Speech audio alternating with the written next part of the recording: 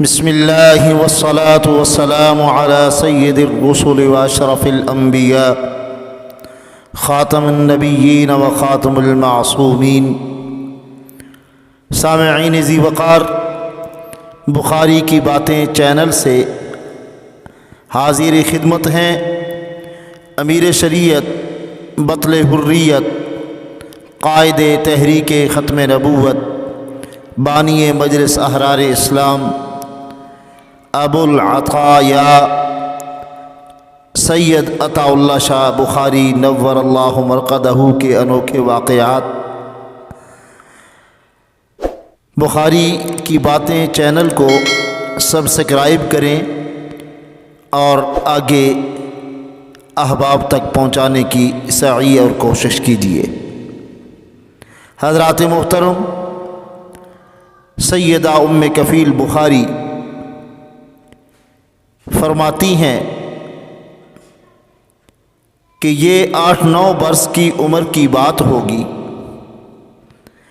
ایک دن مولانا بہاء الحق قاسمی رحمہ اللہ کی ایک بیٹی اور میں چھت پر کھیل رہے تھے۔ کھیلتے کھیلتے لڑائی ہو گئی۔ وہ برا بھلا کہہ کر گھر چلی گئی۔ مجھے اپنا غصہ فروغ کرنے کی یہ صورت نظر آئی کہ سلیٹی سے دیوار پر اس کا نام لکھ کر آگے کوئی نازیبا لفظ لکھ دیا۔ کچھ دیر بعد ابا جی چھت پر گئے اور وہ لفظ انہوں نے لکھا دیکھ لیا۔ نیچے آئے اور مجھے آواز دے کر بیٹھک میں بلایا۔ پاس بٹھا کر آرام سے پوچھا کہ اوپر دیوار پر فلاں لفظ تم نے لکھا ہے؟ مارے ندامت اور خوف کے میرا خون خشک ہونے لگا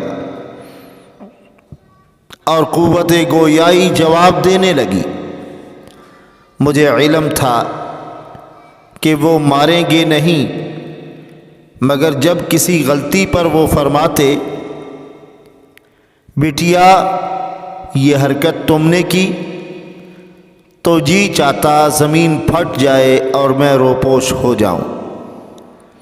محض اس شرمندگی سے بچنے کے لیے میں نے جھوٹ بولا کہ جی نہیں، میں نے نہیں لکھا۔ بچپنے میں اتنا سوچنے کی ہوش کسے تھی کہ وہ تو ماتھا پڑھ لیتے ہیں۔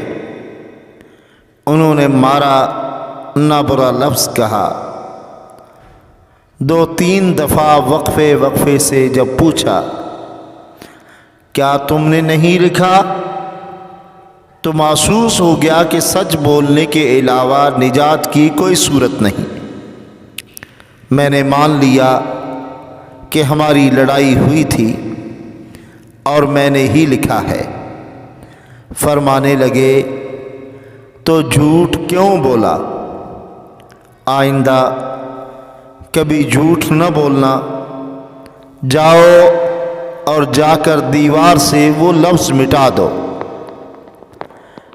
فرماتی ہیں یہ واقعہ لکھنے کا مقصد یہ ہے کہ وہ اخلاقیات کے سلسلہ میں معمولی باتوں پر بھی نظر رکھتے تھے۔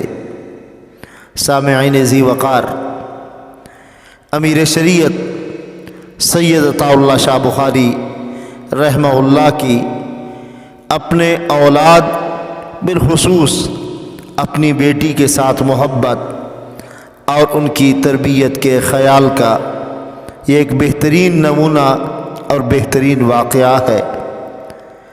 ہمارے لیے بہترین سبق ہے کہ ہم اپنے بچوں کو بلا وجہ سرزنش کرنے کے امیر شریعت کے اس عمل کو دہراتے ہوئے شفقت سے پیش آئیں۔ اللہ کریم ہمیں امیر شریعت کے لگائے ہوئے گلشن کو آباد کرنے کی اور مجلس احرار اسلام کی رکھوالی کرنے کی توفیق نصیب فرمائے۔